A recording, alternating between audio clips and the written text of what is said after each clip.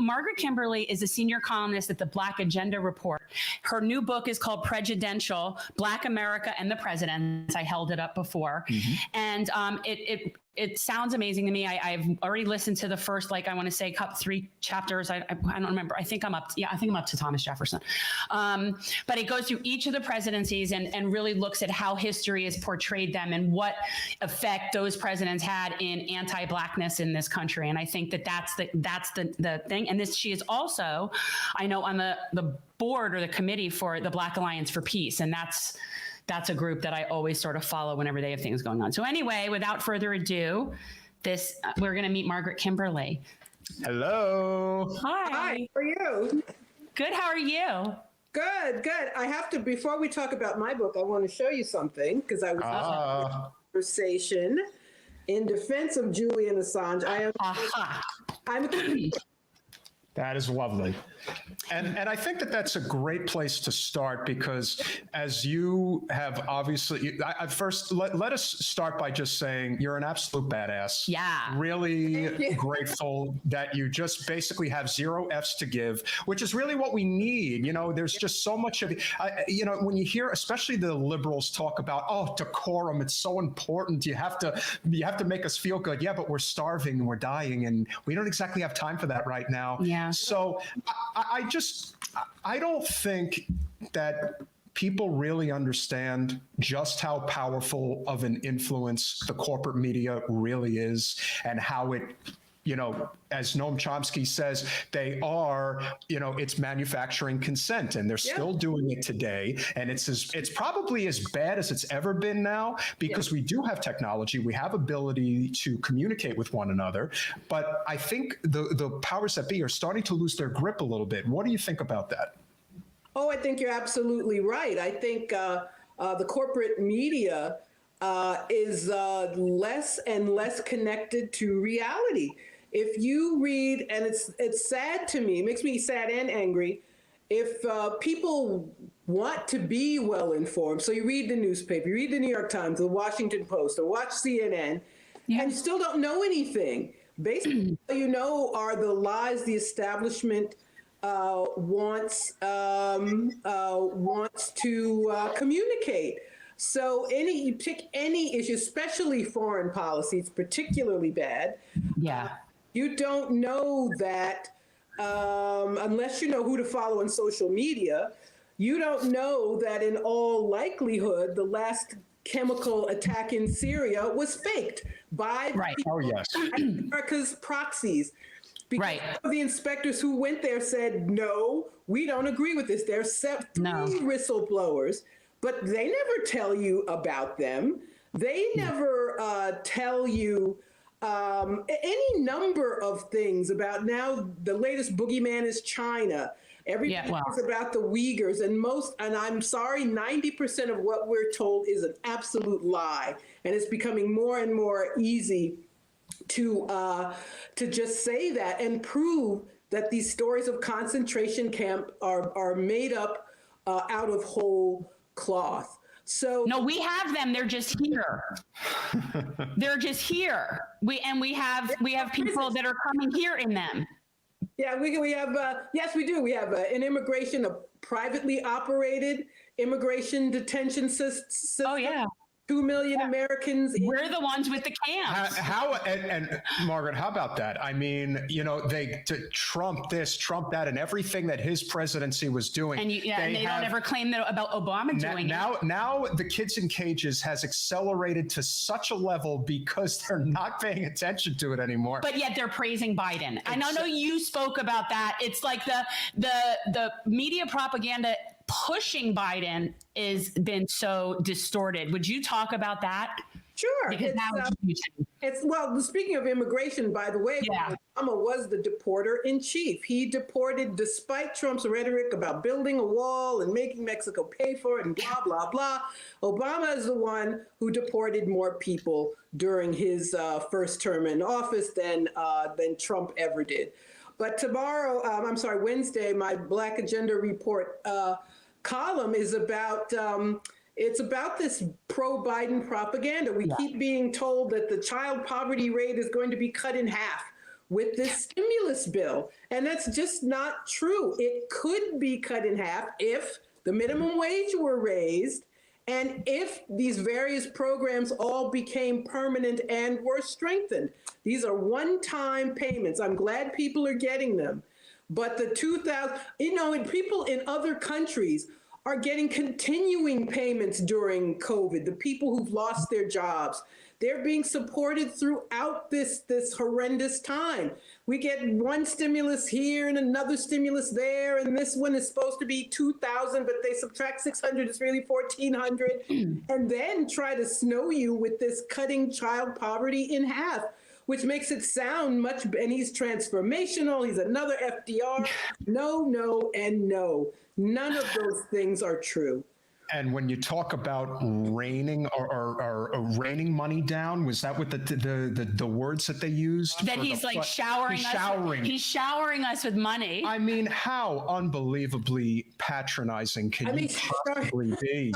Showering us with what? I don't know. It's it's crazy, and they come up with this Biden bucks and all of this. It's and in the wake of Trump, and I feared this all along. Any crumb would be deemed something wonderful. And we have a low bar. Yes, the low and the expectations have the minimum wage increase that they proposed. First of all, would have made the federal minimum wage go from $7.25 to $15 an hour over a 5-year period. Yep. I know. So that was insufficient, my God. And they said, well, you can't even get crumbs. Here in New York City, our minimum is already $15 an hour, and nobody went out of business, by the way. So nobody went out of business. McDonald's didn't disappear. Nothing changed except for the people who managed to get a little more money in their paycheck. But Biden it's quite terrible. These phony progressives who, they talk a good game on Twitter. Or even the not progressive, Nancy Pelosi said, we're going to fight to increase the minimum wage. Well, the Republicans aren't even part of the discussion. So who's she fighting? She's fighting Biden. It's the Democrats who would have to fight other Democrats. Basically, the progressives would have to grow a spine and fight her. Well, yeah. Her. Yeah.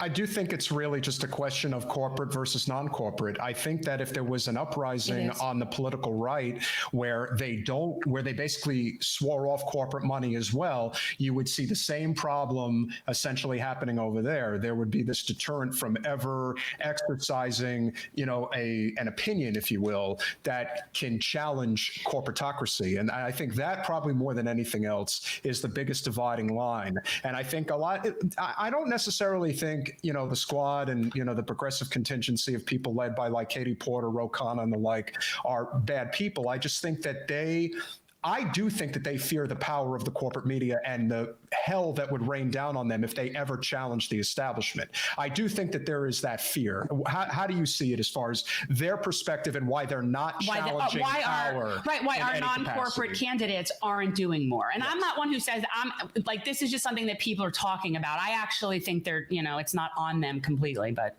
No, it's, they are, I don't think they're horrible people either, but at the end of the day, if they don't do anything, it doesn't matter that their intentions are good.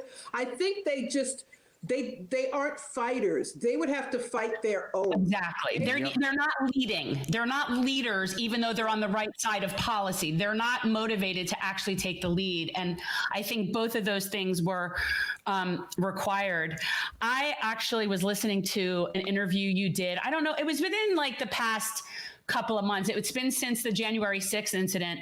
And you made a comment that is something that I've basically been talking about, where you said we'd storm the Capitol, but the left wouldn't be able to get enough people to show up. And it's true because the populism is boiling on both sides, but only the right is able to somehow harness it and go. And it isn't that there isn't the same anger on the left. It's just we can't get out of our own way. Well, we saw some of it last summer after George Floyd was murdered and the millions, I'm not exaggerating to say millions of people took part in demonstrations all over the country. So we see that there is this desire to mobilize. I think electoral politics sucks a lot of air out of the room, frankly. And everyone was told, just focus on getting rid of Trump, just focus on getting rid of Biden. And there aren't too many people who can disconnect themselves from that narrative. But now, especially that there is a Democrat in office, I think all the mobilization on the left is on social media. And I don't think that we could get that. I mean, think of all the issues that we have to demonstrate about, the minimum wage, exactly, foreign policy, the forever wars, the military budget, which literally keeps us from having any nice things. Excuse me, Julian Assange, Biden doing his foreign policy, basically doing everything that Trump did. I mean, I could go on and on. So many people unhoused. I don't know how old you two are, but I remember when Reagan was president, there was this thing, Hands Across America, to end. I remember. Yeah. And now they're like 10 times as many homeless people. Why can't we get people to just on that one issue? But we don't have the right direction. We're not organized well enough. I don't think we should see last summer as a failure, but I think it's something we can learn from. And there are very few of us who are willing to go after Democrats. And having a Democrat in office really does take away a lot of our energy. But Lyndon Johnson was a Democrat. People demonstrated against him. So I guess people should ask their grandparents what they did. I don't know. Yeah. How do you see Nina Turner in Congress potentially changing that fiery attitude about challenging, not just organizing that group and being the leader, but basically being that leader, basically being essentially the fighter that AOC unfortunately is not? Well, I hope so. But I've just seen it so many times. It's hard to be optimistic.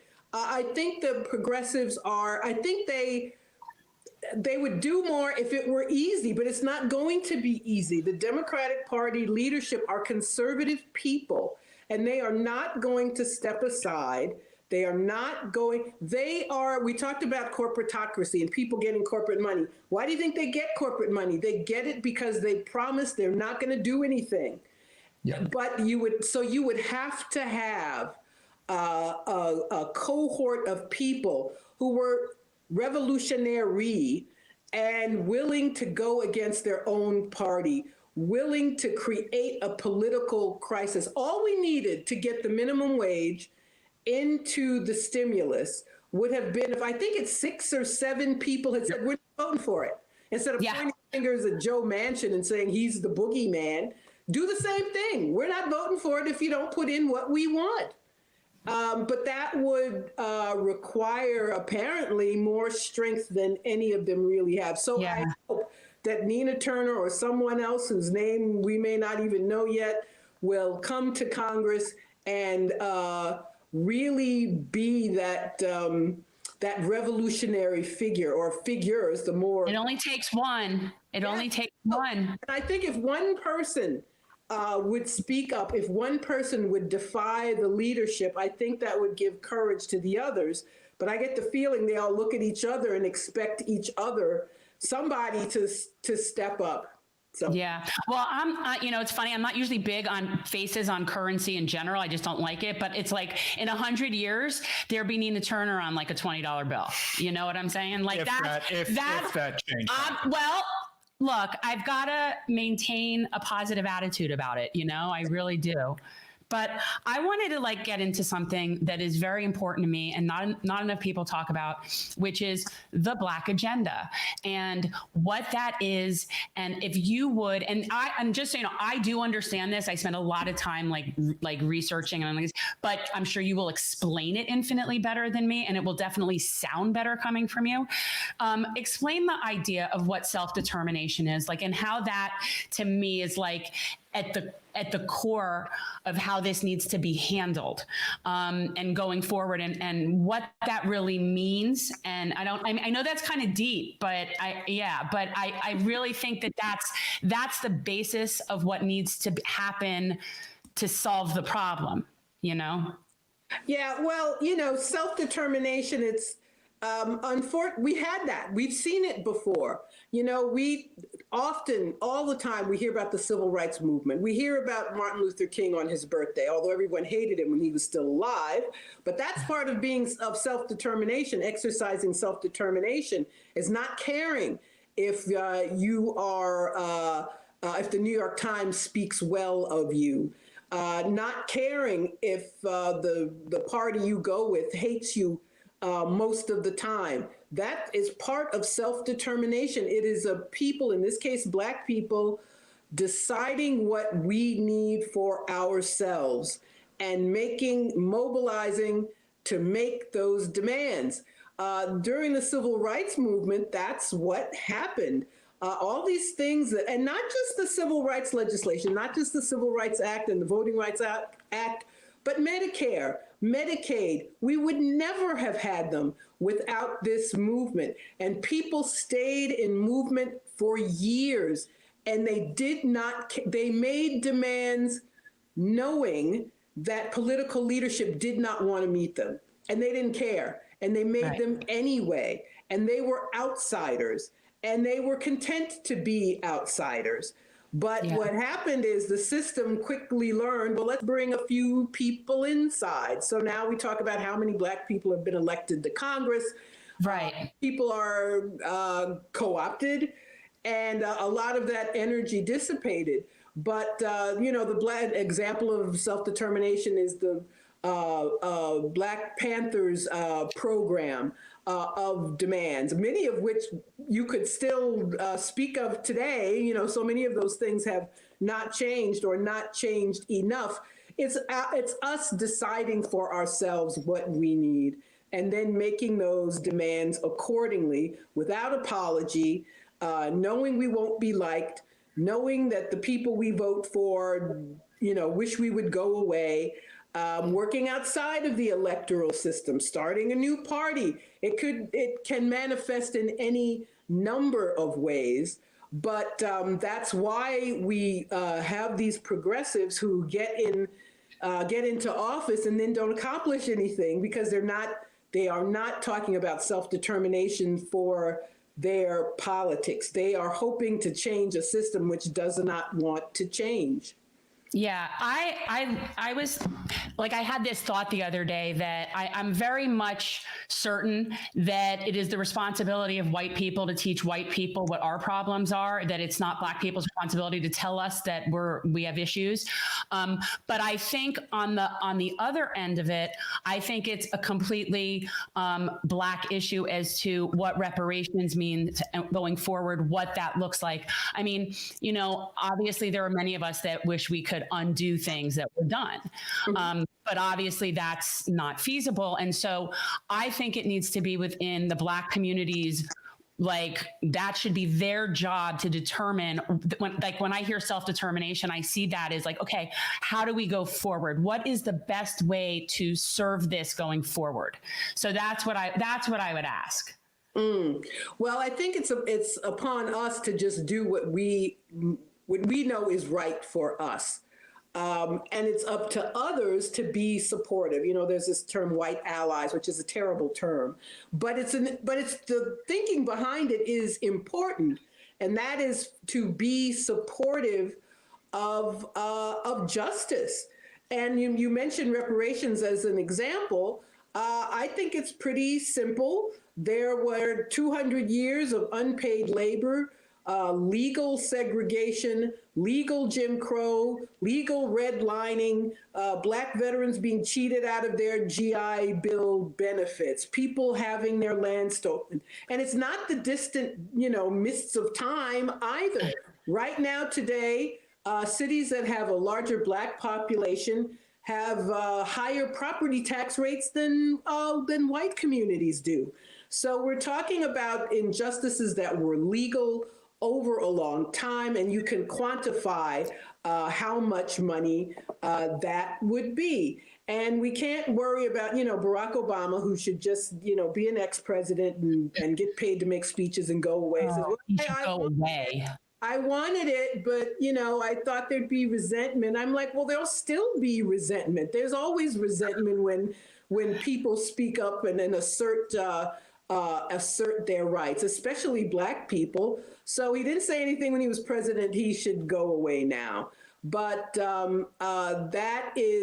but you're absolutely right. It's up to white people to determine for themselves what they should. Here's what I would say: support oppressed people and fight against injustice. Let's just keep it simple. So when other people talk about reparations, be supportive.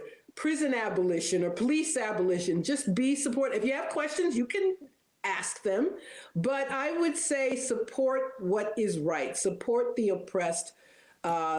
Be willing to look at things you may have benefited from yourself. And that doesn't mean, that a person is necessarily bad, but it means being willing to stop and think about the kind of country we have and what it means to be a Black person or to be a white person or to be in some different group. How does that impact your life? And it may not be your life you're thinking about, but that's what I would say. And always, and it doesn't have to be that you let the Black person speak first, at a rally. It doesn't have, there's a lot of... that's like identity politics stuff. That's silliness. There's a lot of posturing. So I'm not talking about that kind of posturing, but I'm talking about just recognizing how the system works and working as much as you can to undo it. And I think another responsibility white people have is that white people will be listened to sometimes. So if it would be good if white people said, yes, reparations is something that is just, it's something that is owed by international law. I mean, I don't want to go off on a tangent too much, but no, it's good. Nations calls for, there is precedent for oppressed groups getting repair for harm done to them. Yes, the whole right. And to me, I really don't believe that we can go forward without handling this situation. And I think that over time, it's just going to get worse and worse and worse if we do not address this. It's glaring. Mm-hmm. And so I actually really liked Marianne Williamson's plan or ideas for reparations. I thought they were, I don't know if you're familiar with it, it was really interesting. No. Yeah, it was like, there was like a 30-person bureau made up of people that are descendants, and like it was just really cool, and an endowment and this, I know, it was above my pay grade economically, but it was good. It was the best thing I saw. And I think that that's the key thing, is that we need to, I say, sort of lend privilege is what the Lakota Sioux say. They say you lend your privilege. And so I always think of, that's key. And then the other sort of my hippie thing is I say, okay, I'm just going to hold space and sort of just be whatever you need me to be, And so I think that's what you were saying. Yeah, well, but there's one other thing that I did not mention on the issue of reparations and others as well. Black people have to have a consensus. And unfortunately, there has not been a consensus in the group about what it should look like. There are differing opinions. But that can be something that you can have some sort of voting on, but it needs to be handled within the Black community. I mean, but that lack of consensus creates bigger problems, because we can't even express what it is we want to the rest of the world if there's this reparation plan and that reparation plan and this, and someone else has something else to say. So I think it's incumbent upon us first to reach some sort of a group consensus about what it is we're talking about, and then we can have a better conversation about reparations and about many other things as well. We're speaking with Margaret Kimberley, who is of the Black Agenda Report. Highly recommend you check it out, as well as the author of the book. I don't want to say it wrong. Prejudential. Oh, look, she's got it. Look, yes. That's so nice. Thank you. My Kindle copy sucks. Yeah. Prejudential, Black America and the Presidents. And you would really love this, by the way, because he's a total history person. Yes. And always loves to talk presidents. And I'm gonna let you like kind of get into that, because I know that's kind of like your thing. But before we get started, please, I haven't gotten all the way in, but I'm scared to know about Carter, because I feel like Carter, I know that's the only one, and I'm going to have you level with me before this is over. Margaret, can you please let everybody know that the last president who actually gave a damn about changing this country for the better took a bullet in his head? That's the last person we ever had. And even he had to be pushed to do the little. He sure did. Noticing my name on the chalkboard behind you. That is so adorable. I love that. Thank you. And your name is long. I don't normally go longer than 8 letters. I'm very pleased with myself. Yes, thank you. Thank you so much. But here's the deal with Jimmy Carter. I'm very sorry. Okay, because I'm ready to take it. Like, I can take it like a big girl, but it's going to be like when I found the Disney topiaries weren't real. So I'm gonna go with it. But okay, all right, tell me. Jimmy Carter got in a lot of trouble during his 1976 campaign when he said the following. And at the time, school busing to fight desegregation was a big issue. But at any rate, he said, quote, "I see nothing wrong with ethnic purity being maintained.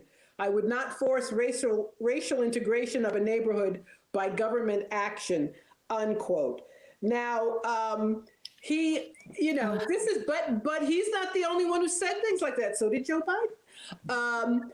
Okay, but I already dislike those people. Like, Carter was sort of my last, in my mind, the last safe space of like not as horrible as others. And I still will maintain he probably is not as horrible as others. But I knew it. I knew I would find this. He was a conservative Democrat. He was, at the time, it was supposed to be about the New South, meaning, post desegregation and so forth. But he was a very conservative man. Yeah. And that is, one of my points in the book is that these racist tropes are repeated over and over again by presidents because they do get political support.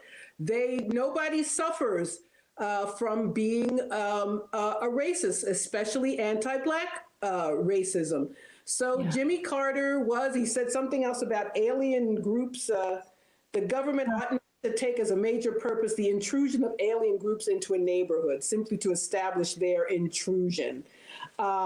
He watered things down. At the time, there was the Congressional Black Caucus, which at the time was far more left than it is. I was going to say, they supported Ellie Dangle over Jamal Bowman last year. So, Yes, they always are going to support other incumbents. At the time, there was it was the Humphrey-Hawkins bill, Hubert Humphrey and Augustus Hawkins, full employment. Basically, it meant that the federal government would step up and provide employment, make sure that everyone. Job guarantee. Yeah. And Jimmy Carter, having a Democrat in office, he watered it down. It became nothing but goals. Nothing came of it.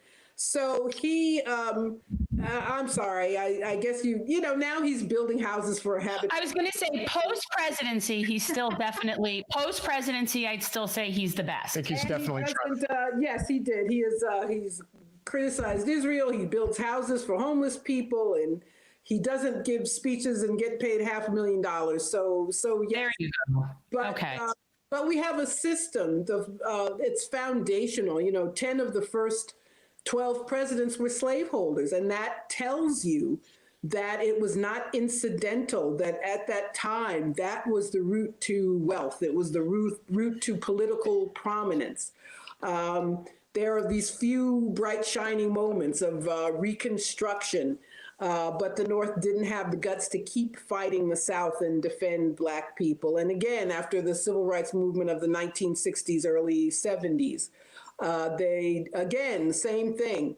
And in fact, there was a polar shift, literally. The Democrats were the party of the segregated South, and Republicans were the party of Lincoln. And many Black people were Republicans into the 50s.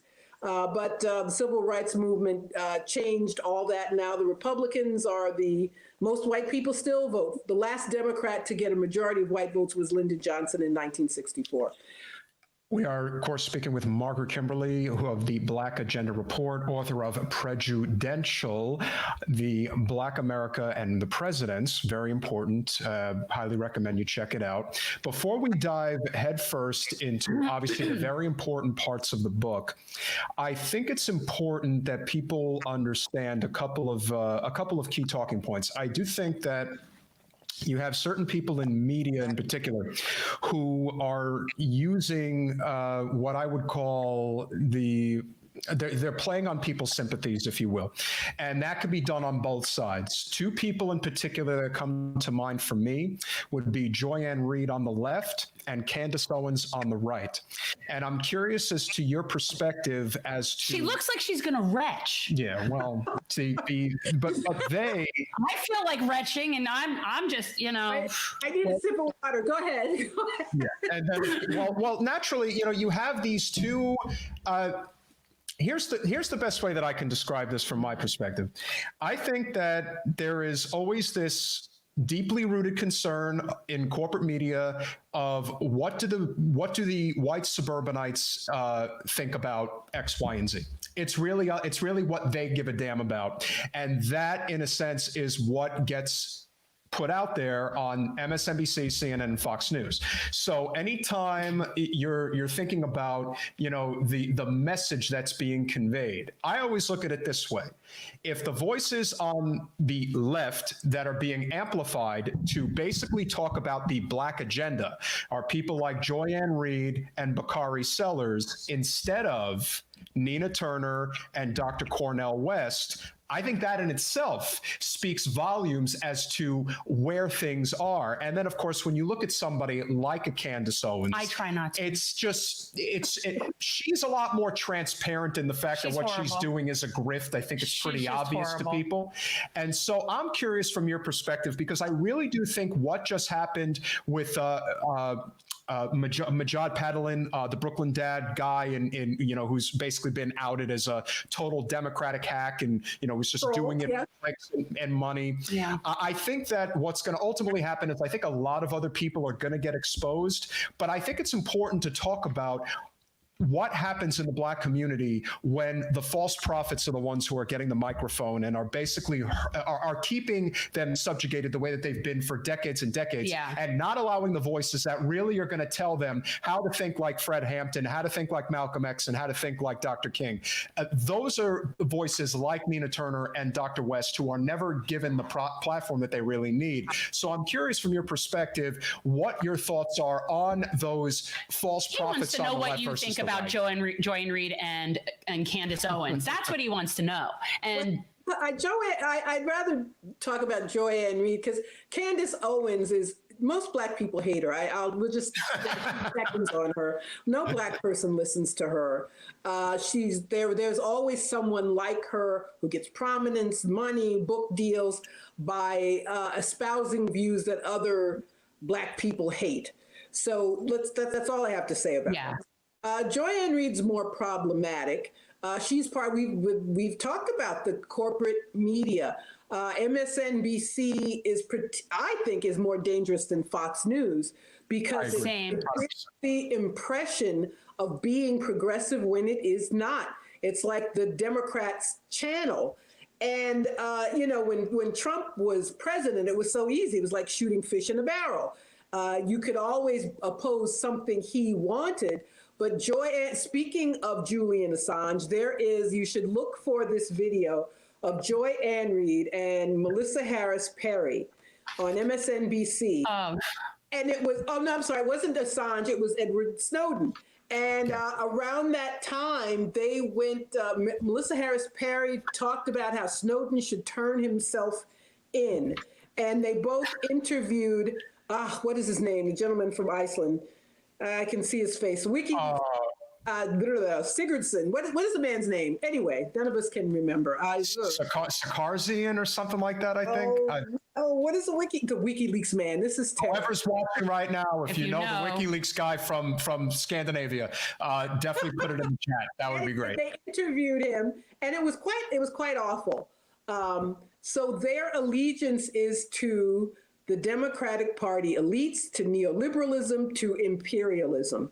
So when you have these, that's the danger of people like Trump being given any prominence. They're the perfect foil. So you can rail against Trump. How hard is that? But at the same time, oppose foreign policy that helps other nations, impose policies of peace, not speak up about the forever wars, not speak up about the military spending is 60% of the discretionary budget in this country. It's why we don't have nice things. It really is. You can talk about infrastructure, healthcare, education. You cannot have it if you spend that much money on the military. But that's the kind of thing that Comcast will not let Julian Reed or anybody else talk about. Yeah. And I think that that's a great point because it's not getting enough airtime right now, but I'm sure you're aware of all the farmland that Bill Gates is buying up. I think it's important that... And are you talking about here or are you talking in Africa? Well, it's all over the world, quite frankly. I mean, when you think about it, the biggest reason why, we have the military reach that we have is all about controlling natural resources all over the planet. I mean, that's what this is about. That's what it's always been about. And it's not about, making sure that this country has the resources that it needs as a nation so that people can live a comfortable life at the expense of people around the world. That would be horrific if that were the case. But in the reality that we live in, it's all about the oligarchs and making sure that they have, it's like they're playing a game of Risk. That's what this is. It's one big game of Risk. It is. I wanted to ask you. Oh, I'm sorry. Go ahead. Yes, I was trying to find the WikiLeaks man's name, and that's making me crazy. No, I was just going to ask you. I mean, this is something that I've said for years, which is it's interesting to me that people don't recognize the connection between violence abroad and violence here. And I've said this for years. You cannot expect to not have the level of gun violence and the level of stuff that we have in this country when we're such a violent nation. Like it's just those things are completely disconnected. Obviously, people in this country do not get enough information about exactly how violent we are across the world. I mean, that's a huge part of it is that people don't even know what's going on and what we do as an imperialist force. And that to me is so strongly correlated to police brutality here. I just, this complete imperialist, militaristic thing, it's across the board. And I know you have thoughts on that and how those things are connected as well. Yes. Man is named Kristen Hrafnsson, Hrafnsson. I'm sure I mispronounced it, but now I feel better. I got it out of my system. Kristen Hrafnsson from WikiLeaks. Anyway, so yes, violence. People think, a lot of progressives make a mistake in thinking that, for example, Bernie Sanders, he espouses some imperialist policies, but what are you going to do? He's saying the right things about this country, but you're not going to have injustice abroad and have justice here. It's an impossibility. Yes. You cannot have a system that's going to be fair here, but unfair to the rest of the world. We've talked about the amount of money spent, 800 U.S. and NATO military bases all over the world. The U.S. military is the biggest polluter on the planet. By far. You can't have, and then they inevitably, they literally bring it home with militarized policing. This 1033 program, this Defense Department program that brings military equipment to police departments, all little podunks have armored vehicles. All they have is one town drunk and they've got armored vehicles. Why? Yep. But that is what we get when we allow militarism to run our political lives. And that's something that we organized against a lot on Black Alliance for Peace, blackallianceforpeace.com. Sign our petitions about Afghanistan, for example. Yes. Trump, for reasons I'm sure are not noble, was working on a peace deal to draw down at least some of the soldiers. Black Alliance for Peace. Yes, still in Afghanistan. So sign our petitions about Afghanistan, about Haiti. There's huge protests in Haiti. They never make the news here, but that's because there's a U.S. puppet in power, and the U.S. wants him to stay, even though according to their own laws, he should have stepped down already.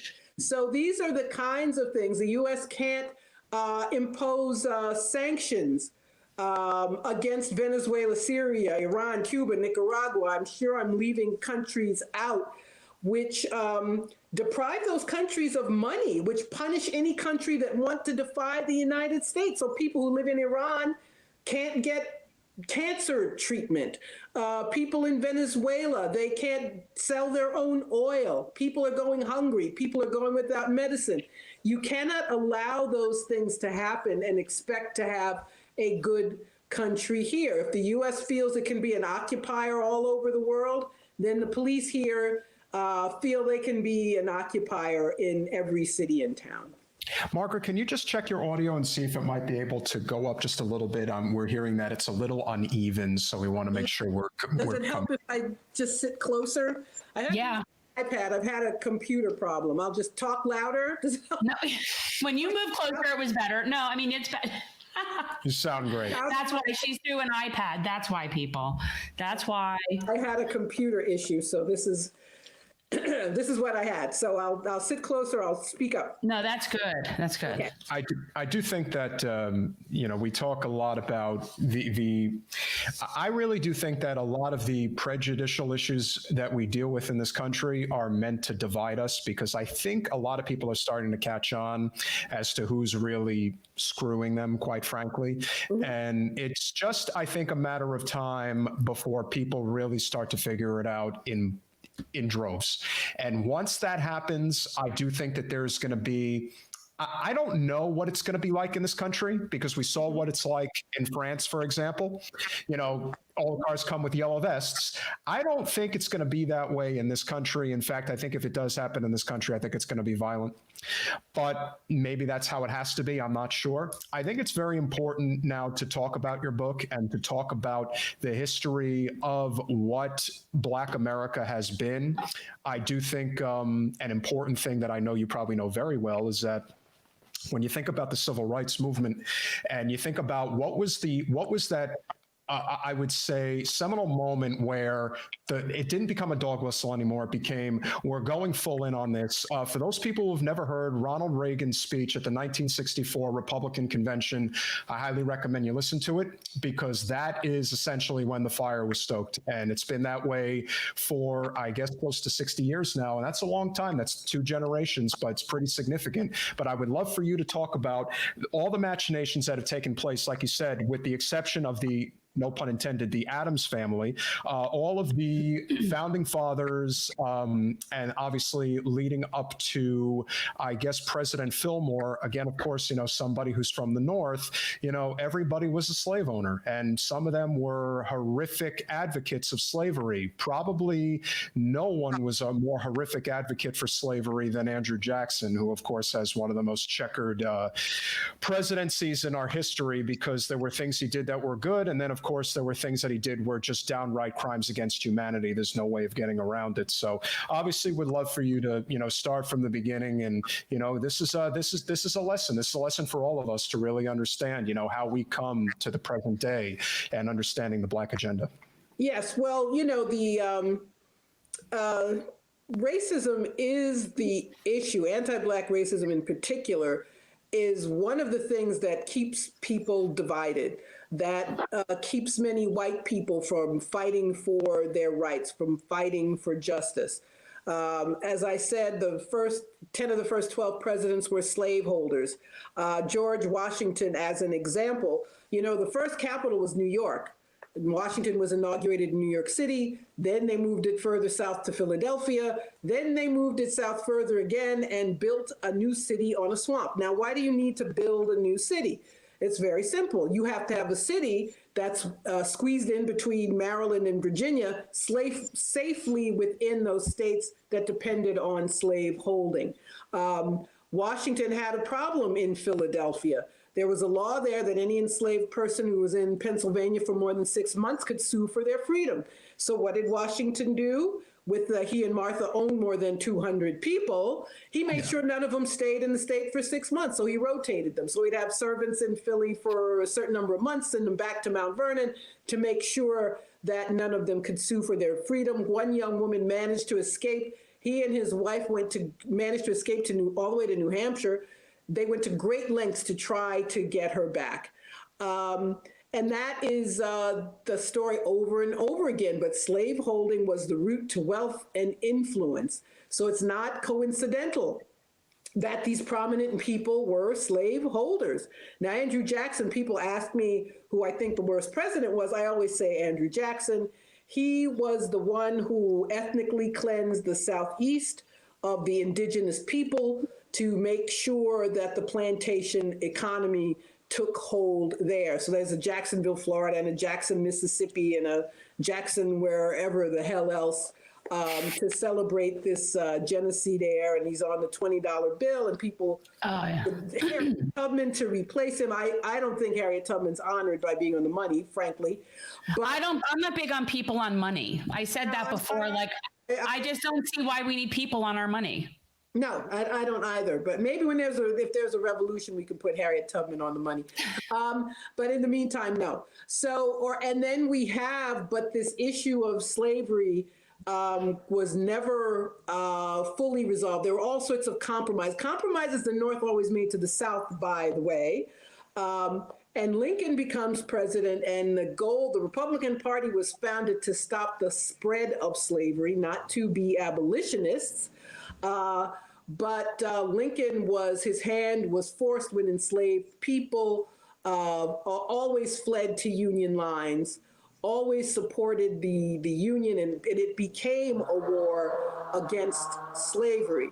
Although he never gave up his dream of this being an all-white country and always hoped to send Black people away and keep America all white. So I say that just to point out the difficulties in mobilizing people now, because we have this history then of the Jim Crow racists. We have the Woodrow Wilson. He was another one. I'd put him at the top of the very. He always does too. He always says that. The last, but not to the floor is yours. But I would. He has to geek out. I would implore people to look at the election of 1912, and not just the presidential election. What happened to Bernie Sanders, particularly against Hillary Clinton, happened to Teddy Roosevelt against William Howard Taft in 1912 during the Republican primary. That is listen, for me, and you would, I don't know where he stands on your list of presidents. Oh, she's got a list. The whole book is a list. Teddy's my favorite president. He loves Teddy Roosevelt. Teddy is actually the first president to actually have a Black man at the White House for dinner. Very important. How big of him? Well, I mean, considering. All right, no. You can't put it out there. Now she's going to tell you the truth. Now tell him the truth about Teddy. In inviting Booker T. Washington to dinner, unfortunately, he reacted, as often happens, by becoming more racist himself. And he, what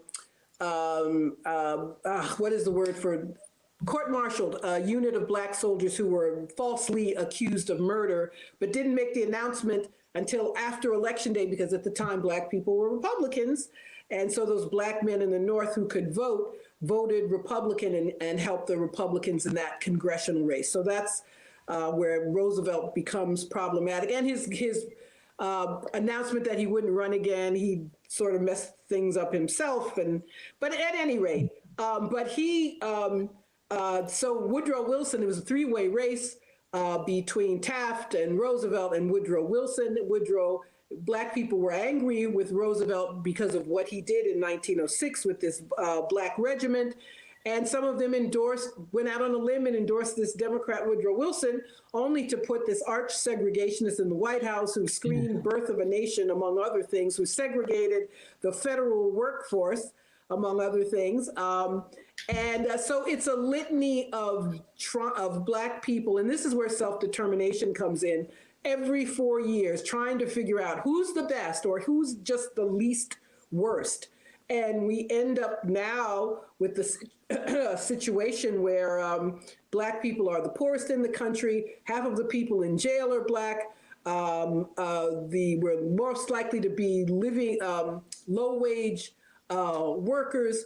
By every measure, we're doing very badly. Lost much of the little bit of wealth we had during the 2008 recession, haven't gotten it back yet. And this is what we get for trying to choose between who's going to be least bad for us. And that is why we need to have self-determination. That is why we have to go outside of the bounds of electoral politics in order to improve our lot in this country.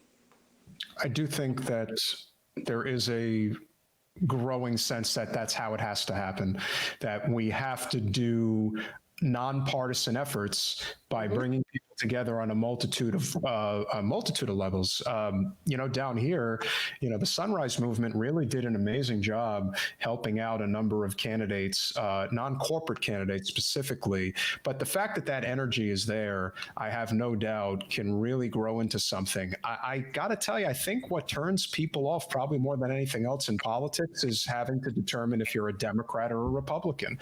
I think most people are open to conversation, as Jen, I'm sure, could share, just a wedding you went to recently. People that, you don't really agree with necessarily politically, but it's so easy to find common ground if it doesn't just get itself back to, labels. The labels, the left versus the right, the red versus the blue. But this was and this is something that that Dr. King was working on, was the Poor People's Party. And it's this, we need to come together on the economic issues. And when you do that, you have so much more power, but they keep us fighting over so many other issues like abortion or, trans people in the bathroom or whatever other nonsense.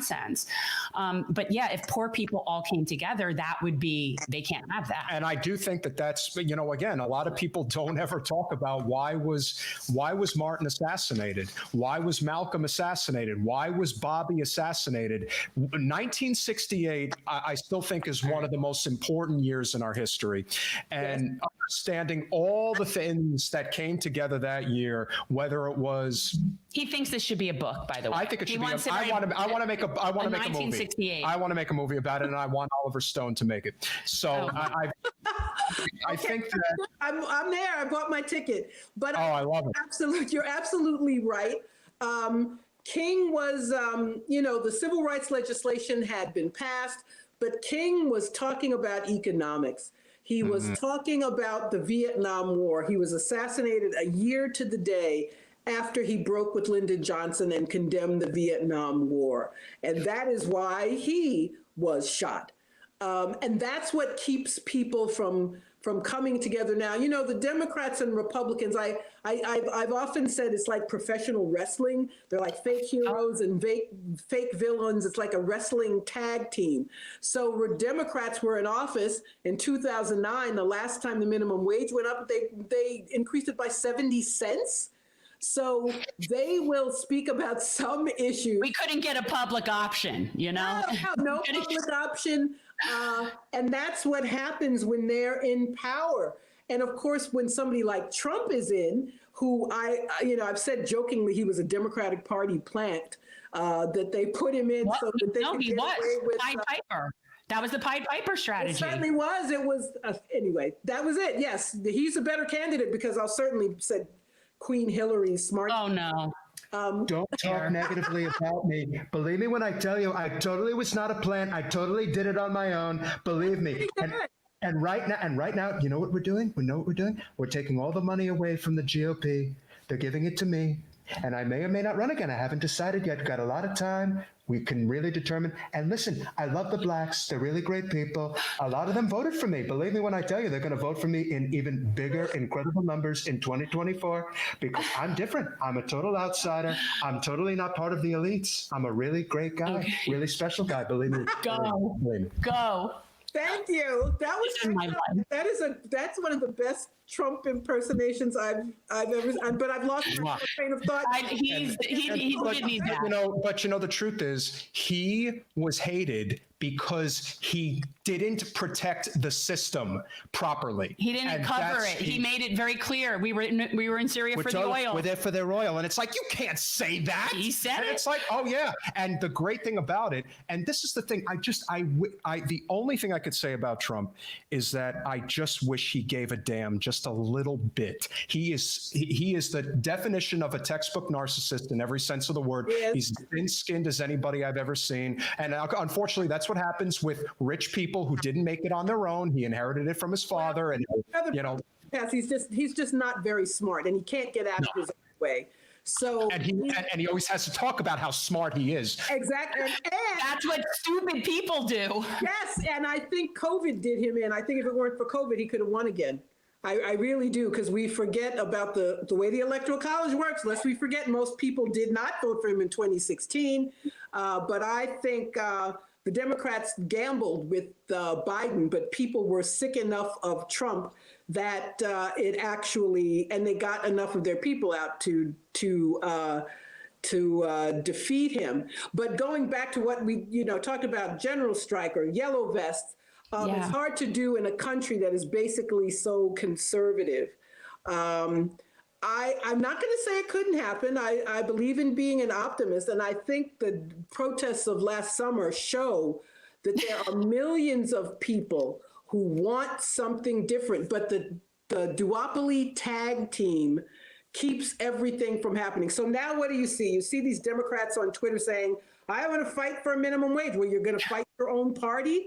Come on. So, and I think the trauma, Trump's election was a trauma to many people. I don't think I'm overstating the case.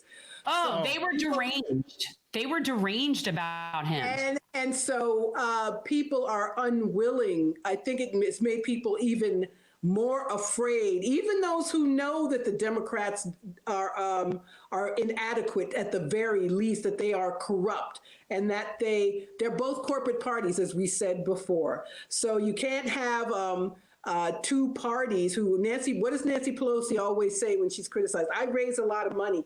Well, that tells you where she stands with corporate, and she's rich herself. How hard is it for a rich person to raise money? Come on. But that tells you what we're up against. And people, I think, and I'm not wishing harm on people, but I think as conditions deteriorate, I think you will see a greater willingness for people to move away from the Democratic Party. That's why they didn't want Bernie Sanders, as inadequate as he was. His little bit of reformism was too much for them. You can't. He's a crazy radical leftist, that Bernie. He's a radical leftist socialist. Socialist. So if you have Medicare for all, then that means the slush fund from big pharma and health insurance companies it would come to an end. Obamacare was a giveaway to them. As much as the best thing about Obamacare was the Medicaid expansion for those low-income people in the states that took it. But so that's what we're up against. We're up against corruption and phony politics and a bad history. But I believe that those things can change. I think most people, especially, and then they keep selling this, it's cutting child poverty in half, which it's not doing. It's one-time shot and will help people till the end of this year. But what happens when it's over? And people already are, they've already seen through it. $2,000, those checks will go out right tomorrow.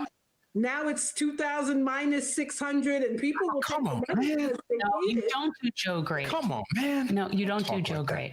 No, but what I do think is important to talk about, and again, this is the power of the corporate media that I keep coming back to, the fourth estate.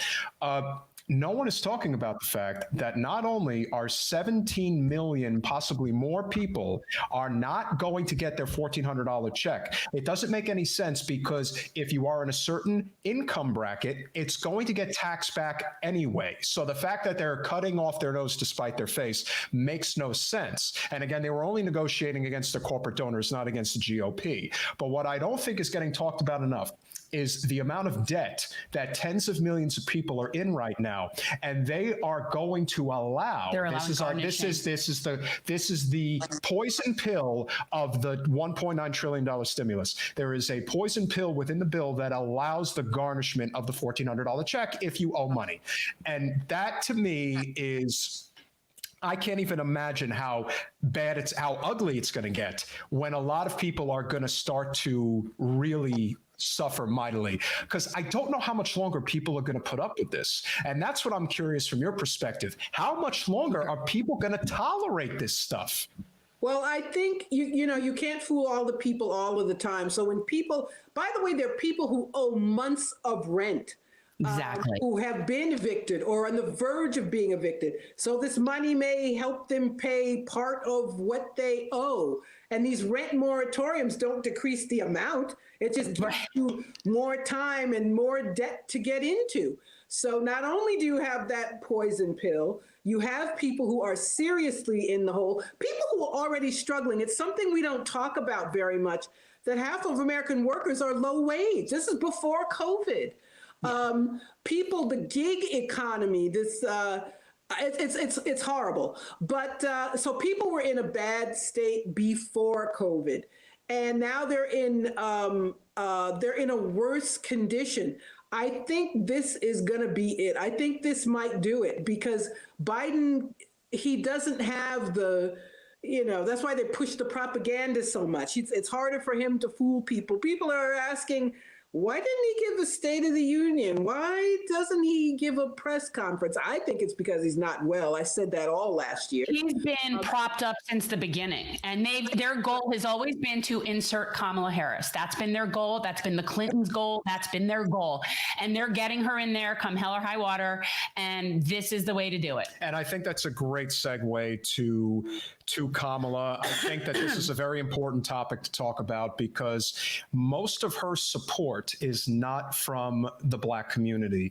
And the way that it's kind of been force-fed on people. Who is her demographic? Yeah. Who is her demographic? I'm asking you, who's her demographic? I think our viewers. Well, yeah, but I mean, there's definitely a group of Black women down here. They hate me, and they're Kamala Harris supporters. Well, and talk about what happened when she was running. She dropped out before they even got to the California primary because she was way behind. So she's problematic because she was a prosecutor. That makes her problematic to Black people. She put a lot of Black people in jail. Oh, yeah. Said that we can't let people out of jail because we'll lose our cheap labor. Talk about forced labor. It's right here in American prisons. So people did not like her. Being Biden's running mate helped her now, but then of course she's in, and then people will support her because she's one of us, Well, that's the thing. That's how they had to get her in, and she couldn't. I don't think she could have done it on her own. I think that she. No. But what's interesting is how much they play the identity politics card with her. And it's very frustrating to me. I remember when Sandra Day O'Connor was appointed to the Supreme Court, and I remember thinking, oh my God, there's a woman on the Supreme Court. How great. Yet no, it didn't turn out that way. And I've learned that the person's identity only matters in as much as that person is helping lift up that vulnerable community or other oppressed communities. If that person is just that color, it's just it's counterproductive. It's the issues. It's ideology and the issues that matter. And my take is, are you in favor of the things I'm in favor of? Are you going to do the things I want you to do? And I don't care, what do most racists say? I don't see color, but I do see color, but I don't see color.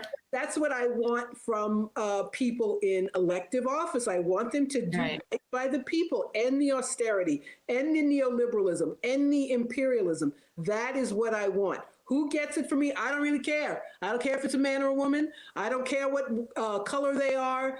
We need people to represent our needs, and it's not going to be Kamala. No. We, of course, are speaking with Margaret Kimberley, the author of Prejudential, Black America and the Presidents. I think one of the last subjects we should talk about is identity politics and how much longer are they going to draw blood from a stone, or are they going to be able to get away with constantly talking about, hey, the next guy to drop bombs, our Secretary of State is a Black person. It's like, at what point do they run out of ways to distract people from what's really going on? Unfortunately, when people suffer more, when those checks are garnished, when people lose their jobs, when people lose their health insurance, when people are evicted, I think that's going to be it, because at the end of the day, people care about their own lives. And when there is a large enough mass of people who are suffering, and I think the questioning, we talked earlier about decorum, and some people are all about, you can't yell too much. But I think the fact that is even a discussion is an indication that people are tired and they want more. And at least Trump is gone is not going to cut it. That is not going to cut it when people who worked all their lives are out on the street because they don't have a job, because their check was garnished, because they were in the hole too much. And then they're going to do what neoliberals do. They're going to snatch up people's houses. They're going to do what they did in 2008. It's going to be that all over again. So I repeat, I'm not wishing ill on people, but I think that's the point we're getting to. I say that all the time. I'm not a proponent of violence, but power concedes nothing. And historically speaking, that's the only way things have ever happened. And I wanted to ask you and I know this is not something you could summarize, but when you look at the history of presidents from start to finish, do you feel overall that you see progress? Like, what are you optimistic about? Like, is there anything that's a remotely in the right direction thing? I think it's the people. That's it. It's not these leaders, leaders in quotes. It's not the presidents. When they've done the right thing, it's because the people pushed them to do it. And so, it's a cliche now, we are the change we want to see. It's us. It's us. And that is the optimism that I have. The fact that they clamped down on censorship, we didn't talk about internet censorship and Twitter and Facebook do. That is an indication of what people can do. They're even afraid of opinions. They're afraid of people to post an opinion that is outside the realm of acceptable thought. So even our show, we've had that. We're getting suppressed. There's no question about it. Yeah. So anybody who's doing the right, I guess if you've never been suppressed or something, you're doing the wrong thing. But that's an indication that's their greatest fear. Yeah, and I think if there's one thing definitively that I think will be worse under Biden than Trump is censorship. I think that is going to get to an exponential level that people are not really fully aware of yet. I mean, we're bordering on full-blown authoritarianism in this country. I just don't think that Biden is at the point where he's capable of doing it. I think Biden's on his way out. It's just a question of when it happens. This is not. But I think that Kamala is exceptionally dangerous. I don't think people realize that. Yeah. She really is she's a manufactured corporate establishment candidate. That's he chose her as soon as it was announced that I saw these headlines, Wall Street breathes a sigh of relief. Oh, yeah. Harris was his choice. So I was like, well, this is not someone who's good for the people. But I think they're prepared. I mean, if they can deplatform a former president, they can deplatform anybody. Yeah. And they will.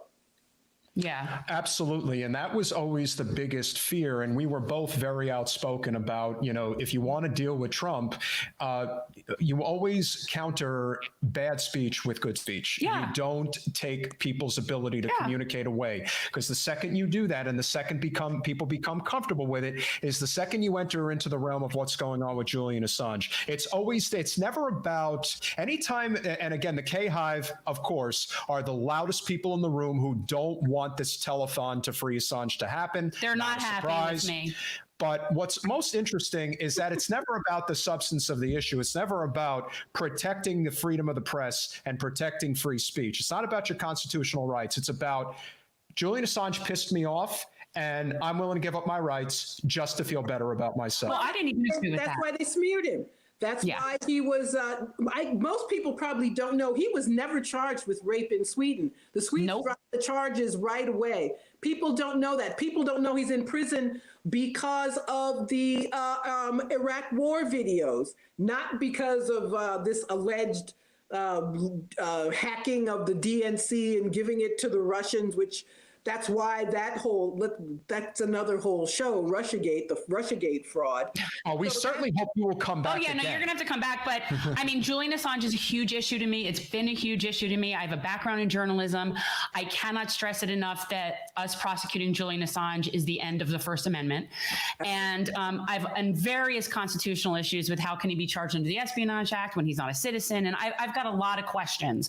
But so my goal is to get as many people to flood Merrick Garland's office as possible with phone calls, emails, whatever, just use the platform as best as I can to get it out there, because I don't know what else to do for Julian Assange. And this has been plaguing me for like 10 years. Yeah, we're all, I think that the biggest problem we have, Margaret, on the left, and I'm talking about the economic progressive left, not the woke left, because I don't consider that left. What I do think is important is understanding that you have to check your ego at the door. Most people do not want to do that. The left is very, very poor at coalition building. That's why. That is a very big part of the problem. People want to be seen. They want attention. They want money, just like anybody else, because again, when you are willing to sell out, you don't have to align with anybody. You're just part of the establishment. You're willing to do what you have to do in order to make money. But when you actually want to challenge the establishment, you must check your ego. If you don't do it, we will never succeed. Well, what you're talking about is whether people are really left or not. Yeah, not me, us is only going to be applicable to people who understand the importance of the collective. Yeah. A lot of people take this label on, and some of them are just Democrats. I'm like, wait a minute, that doesn't make you a leftist. It's where do you stand on the issues? And how important is it for you to build this mobilization and this organizing? That determines it, not what the claims of that people make. So you're absolutely right. I wish that the left was as left as the right says we are. Like, I wish that Biden was the socialist that Fox News thinks he is. Like, when they say that, like it's a bad thing, I'm like, yes, that's what we want. If only. If only that were true. Only. I mean, but this is the guy that cooked up this story of a parliamentarian who... Parliamentarian. That should have been the last straw. That should have been the last straw. It's like, okay, now even a 5-year-old. I laugh because it's just so absurd. I have one question, though. I have one question. Who's behind you up there on your shelf? Miles Davis. Is it Miles Davis? No, I'm wrong? Oh. It's Louis Armstrong. Louis Armstrong. Oh, I'm sorry. That's why what are you? I think it's interesting. Well, you see the trumpet. Now, Brenda. Well, here's the thing: is I did see a trumpet, but I wasn't sure if the trumpet's in the picture or if you had a trumpet sitting in front of the picture. No. And then I wasn't sure, and I also really can't see that well. Well, yeah, but that's been with me since law school. But I'm always curious. Yes, it's Louis Armstrong. I love your Thurgood Marshall picture. Oh, I always say, I know it's young Thurgood because old Thurgood got a little hefty. Like young Thurgood, look at how cute. Like young Thurgood was like this. Here, don't we? Total. Yeah, we do. But I mean, that's like badass, awesome, svelte, dressed dapper. That's dapper. We certainly don't have a Supreme Court like the one that he was on. That's for sure. Yeah, we're seeing justices like Amy Coney Island and Brett Kavanaugh. Neither of them have ever tried a case. I'm always like, this man tried 32 cases before the Supreme Court and won all but like 2 of them. I think 2 or 3 of them. And we have people now that have never tried a case sitting on the Supreme. Like we have fallen so far. Well, that's why they call. Well, as you know, that's why they call it a kangaroo court, because that's essentially what it is now. It's pathetic. And just pull the veil down at this point. pulling it down actually makes it easier for people to say, well, you got to make a choice. Either you want to live in an authoritarian state or you're going to fight back. You have to make a choice because this is really getting bad now. This is getting to the point where you, as you like to say, you can't build the moats wide enough. You just the can't. guillotines are going up. But you see the perfect thing. See how his head is like on my shoulder? Like it's sort of like, and sometimes I have this sort of like, what would Thurgood think? You know, like what would, you know, and so it's like that. There's a little Thurgood Marshall anecdote in the book. Oh, really? Okay, I'm going to get to that point. I have to get into I got to get to the 50s. Spoiler, or you want to get to it yourself? No, you can tell me. Share. Okay, so Thurgood Marshall told this story in his autobiography. He went to the Attorney General, Francis Biddle, to seek his help in the case of a black man accused of murdering a white sheriff in Virginia. Biddle called the president with the intention of discussing the matter and asked Marshall to listen to the conversation on another phone. He was stunned to hear Roosevelt say, quote, "I warn you not to call me again about any of Eleanor's N-words. Call me one more time and you are fired," unquote. That is one of the things about FDR's legacy that people don't like to talk about. He was not only a racist, he was a raging anti-Semite. And it's unfortunate that, look. Yeah, I'm Jewish. I grew up Jewish. My dad always taught me that people... camps, the Japanese Americans. Oh, yes. Yeah, I was always taught, like growing up, like my dad would always say, if somebody is racist and somebody's anti-black, you can pretty much guess they're not going to like Jews either. So, you know, like it's all just hate. Yeah. And again, it's fear of the unknown, but it's also about it's all class war. That's what it's always been. It's always about class war, and it's about keeping people in the working class fighting amongst each other, kicking down instead of fighting at the top. And you know, we recognize that, especially here in South Florida, this is really a state that's ground zero for a populist uprising. This is a state that has right to work. We're working on it. Yeah, we're right to work, and the majority of the economy is based on the service industry and the hospitality industry. And so I want to create a labor insurgency. Yeah, when you bridge all those things together, and the fact that the Democrats only have a real foothold in about 7 or 8 counties out of 67 in the entire state of Florida, it's not, I tell people all the time, as much as you think that one side is against the other side. No, these two work in conjunction with each other. The Democratic Party is a feckless party in the state of Florida. They're feckless nationally. And it's done on purpose. It really is. But if we, like you said, outside of electoral politics, start to build a movement that is nonpartisan, built exclusively on the bread and butter issues that matter most to us, living wage, ending the wars, criminal justice reform, Medicare for all, protecting the environment, and so on, most people agree on these core issues. They do. And it's amazing how much progressives and libertarians share significant core issues, especially foreign policy. 100%. But the Democrats and the Republicans agree more than they disagree. And that's the problem. And we're seeing it. And I think having a Democrat in office reveals the rot. I agree. That's a wrap because it's been on. We're going to see it. Any last words for the audience? I don't want to keep you so long, Amelia. I seriously, I could probably just sit here and talk to you for hours. I got the feeling. I'm having fun. I'm looking at the clock. I'm like, well, I've been talking for. I know. Seriously, as soon as you came on within 5 minutes, I was like, oh, we could do this for 2 hours easily. Well, so you should check out our live stream on Saturday. Actually, one of the things my producer sent me is, would you want to participate? I'm going to do a phone call. I'm going to test out our phone script to leave a message on the Attorney General's office. So I'm going to do that when we're done, but I don't know how to do that both. Like, I don't know how to do that. John, I'm tech challenge. John's our producer. But anyway, let's say, and talking about Julian Assange. Yes. I would love to participate. I can talk about that. I'll have to look at my calendar and make Well, we're going from, John, if you could reach out to Margaret, we're going from, I think we're 1:30 to 7. It's sort of kept expanding. We have different panels each hour.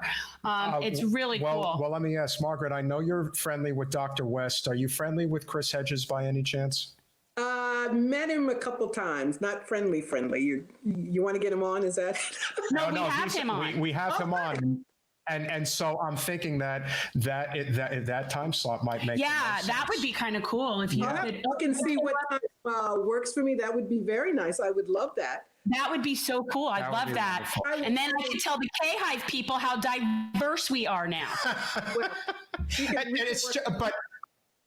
And like I said, that probably more than anything else is the most frustrating part of what has transpired over the past several years, is this over woke culture, which is not meant to further or advance an agenda. It's meant to basically cut off the progressive movement at the knees by basically branding everybody as not, they're racist, they're sexist, they're misogynist. What they did with Assange, they blamed him for Trump being elected. Yes, and everything was all well. That's the thing about neoliberalism. You never take responsibility for anything negative that happens in our economic system. It's always somebody else's fault. Hillary was a prime example of that. It was never her responsibility. It was always somebody else's fault. And that is something that ultimately became the cross for Bernie to bear for whatever reason. And that's probably the last thing, that is definitely the last thing I want to ask before we wrap. What is Bernie's legacy in your opinion? Because obviously I believe he has started a movement. It's clearly not where it needs to be yet, but I do think he left, it is a tremendous what if about how he could have done things differently. He could have, he gave up. He did not want to be blamed for Biden losing, and so he dropped out. Unfortunately, but he proved that there are millions of people who do not want this warmed over republicanism to conquer the Democratic Party. He proved that there are millions of Democrats who want something different, and that is why they deep sixed him twice. Yeah. Well, look, I don't know if you can see it. I put up our schedule. I would love to if you can come on with Chris, because that would be really nice to have, that'll help me immensely. I would love to. That will help me immensely, because I have to tell you, I'm a little nervous about him. I mean, the whole, Pulitzer Prize thing, total just real journalist, like hardcore journalist, like the whole thing, like as a journalist person, like it's a little bit, I could use some help. We have been on panels together about Julian, so that'll work. Okay, excellent. Beautiful. Thank you so much. All right. Well, now Margaret. Everybody who's saying Mario, see, Margaret's going to come on again on Saturday on the live stream. So that was a lot quicker than we would have anticipated, but we certainly are looking forward to it. You have been an absolute pleasure. We cannot thank you enough for coming on. Obviously, wrap up. Let's from an entertainment perspective, it's obviously great that yes. Okay. I know a little techie here and there. I ain't that bad. But the floor is yours. Yeah, wrap. Please. Thank you very much. Peace out. Wait. That's what I do. I say peace out, and then he copied it.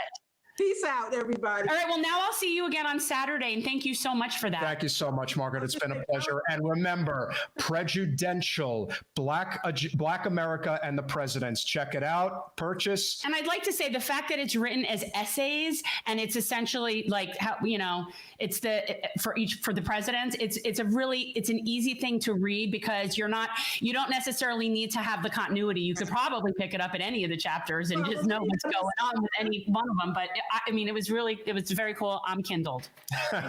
Thank you so much. Have a wonderful evening. We'll see you soon. Thank you, Margaret. Thanks for watching. If you want to support our mission to transform politics into service, please like this video, subscribe, follow us on social media, and consider joining our Patreon, where you'll get early access to our interviews as well as other exclusive content. Links are in the description. Peace out.